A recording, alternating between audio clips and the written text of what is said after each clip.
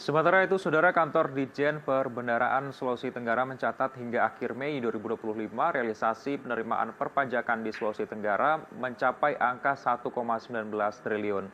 Meski demikian, penerimaan pajak mengalami penurunan cukup tajam dibandingkan tahun lalu, sementara kepabeanan dan cukai justru mencatatkan pertumbuhan signifikan.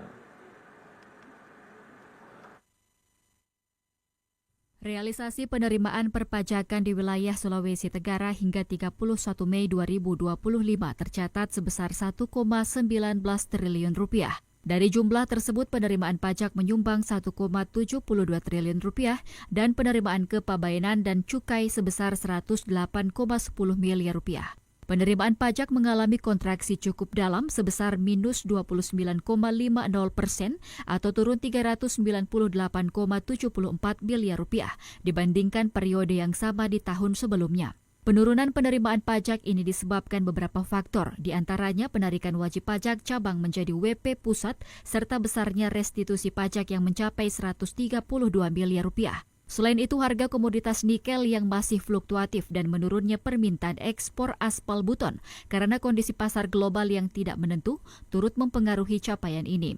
Adapun untuk pajak penghasilan masih mendominasi dengan kontribusi sebesar 61,24%, disusul pajak pertambahan nilai sebesar 24,52%. Sementara itu, penerimaan dari kepabeanan dan cukai menunjukkan tren positif dengan pertumbuhan sebesar 37,23% atau meningkat 32,04 miliar rupiah dibandingkan tahun lalu.